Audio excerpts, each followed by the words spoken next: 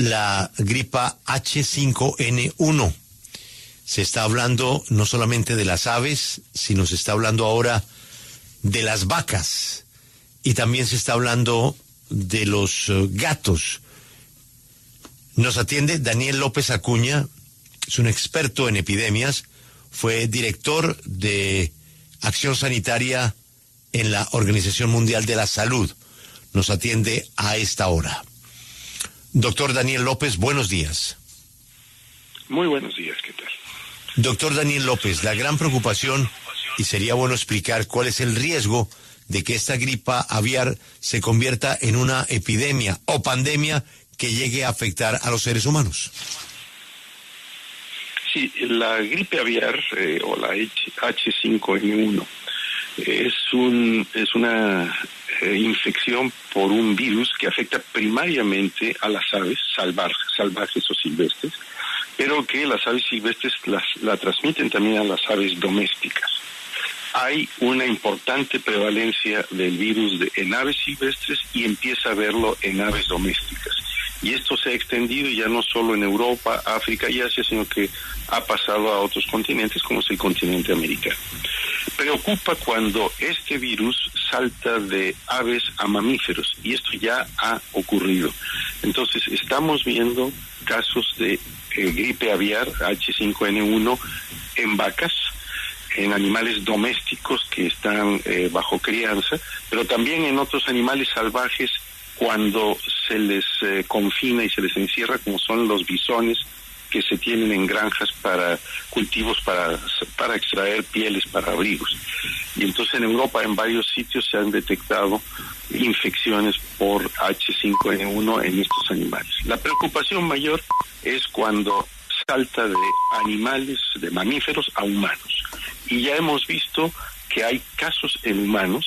Hasta el momento no hay transmisión de personas a personas, pero sí ha habido transmisión por contacto estrecho o con aves en crianza domésticas o aves silvestres infectadas o con vacas infectadas. Ya Estados Unidos tuvo una muerte por H5N1 en el estado de Indiana en semanas pasadas y ha tenido 67 casos de gripe aviar en humanos, que lleva al Centro de Control de Enfermedades a decir que no es para establecer una alarma, pero sí hay que tener una alerta y una vigilancia estrecha y asegurarnos de que no tengamos aquí el potencial de una enfermedad epidémica que se pueda convertir en pandemia. Y doctor, nosotros como consumidores y ante esta posible amenaza de infección en humanos, ¿cuáles son las precauciones que debemos tomar? Mire, este es un abordaje como es necesario, que tiene que hacerse desde el punto de vista de una sola salud, lo que en inglés se llama One Health, es decir, de la coordinación de las acciones de salud animal, salud humana y salud ambiental. Importa mucho mantener por parte de las autoridades sanitarias para animales y agrícolas la vigilancia epidemiológica en animales domésticos como aves en cría y vacas, es decir, ganado bovino. Esta vigilancia tiene que ser muy estrecha y tiene que haber también vigilancia estrecha de carácter humano, en especial en las personas que trabajan con animales domésticos. Es muy importante poder caracterizar cualquier caso que surja de enfermedad respiratoria aguda en estos casos, aislarlo y caracterizarlo. Entonces hay que coordinar estas acciones. No es un tema tanto del consumo terminal y de prevenciones que tengamos que tener, sino de vigilancia epidemiológica y control del riesgo infeccioso en los sitios de cría de los animales y con la vigilancia de que esto no llegue, no trascienda a una transmisión de personas a personas. Por otro lado, es importante también tener reservas estratégicas en todos los países de vacuna, existe vacuna para la gripe aviar, y tener planes pandémicos de contingencia por si esto se desatara como un riesgo pandémico. No quiere decir que esto vaya a ocurrir mañana, pero hay que estar preparados ante la eventualidad de que pueda ocurrir.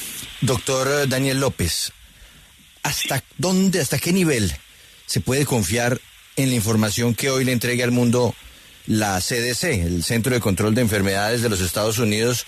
Porque pues es bien sabido que hay un nuevo secretario de salud en ese país que es particular en su visión respecto a temas como este. Bueno, nos preocupa mucho lo que está ocurriendo en los Estados Unidos, tanto la salida de Estados Unidos de la OMS, que ha sido imitada ahora por Argentina de una manera patética. Segundo, el advenimiento a la cabeza de las acciones de salud de una persona como Robert Kennedy Jr., que ya pasó la primera ronda de consultas en el Senado, y que es una persona negacionista, antivacunas, oscurantista, por así decirlo, y preocupa el hecho de que el presidente Trump ha establecido una moratoria a todas las páginas web de la Food and Drug Administration, la FDA, el CDC, los Institutos Nacionales de Salud, para establecer un control y una censura de lo que puedan dar a conocer estos organismos. De hecho, cuando uno entra hoy a la página electrónica del CDC para ver la actualización del número de casos de gripe aviar, por ejemplo, uno ve que en la parte superior dice: esta página está en construcción por órdenes del presidente Trump. Entonces, bueno, este es parte de lo que vamos a enfrentar en el futuro, una acción unilateral, aislada y a su aire y vamos a decir no confiable necesariamente de las disposiciones que tenga en materia de salud internacional, de riesgos pandémicos y de seguridad sanitaria internacional, un país como Estados Unidos. Sí, doctor, con este tipo de alertas siempre empiezan las especulaciones y pues no falta, y ahora con este tema de la globalización que vuelan y viajan tan rápido las informaciones que se tienen, esto pese a que ya se demostró que la vigilancia epidemiológica, la vacunación funciona. Y en medio de esas especulaciones se habla precisamente de lo que comentábamos ahora, el tema de meter los huevos a la nevera. ¿Qué tan cierto es eso? ¿Qué tan mito y realidad son esas prevenciones que se pueden hacer desde la casa? A ver, digamos, no hay una evidencia sólida de que vamos a evitar una pandemia de H5N1 por meter los huevos en la nevera. En general, digamos, la práctica de hacerlo es para reducir riesgos de posibles contaminaciones de los huevos, no solo por un virus como este, sino por bacterias, por salmonela, por otros agentes infecciosos. Yo personalmente guardo los huevos que compro en el supermercado, en la nevera, pero vamos, esto depende mucho de las posibilidades que tengan, los espacios que tenga la gente y de las cadenas de consumo y de la sanidad animal vigilada previamente en las granjas que producen los huevos y que crían las aves de corral. Entonces, a ver, yo creo que lo que tenemos es que apostar por las medidas de salud pública animal y las medidas de salud pública humana hechas por los entes públicos, por los ministerios de Agricultura, por los ministerios de Sanidad, y que exista un sistema de vigilancia epidemiológica confiable. Y no pensar que estas cosas solo las resolvemos por conductas individuales, sino que hay que tener intervenciones de salud pública, planes pandémicos, reservas estratégicas y todo un dispositivo para poder reaccionar rápidamente si llegamos a tener un problema infeccioso de esta naturaleza.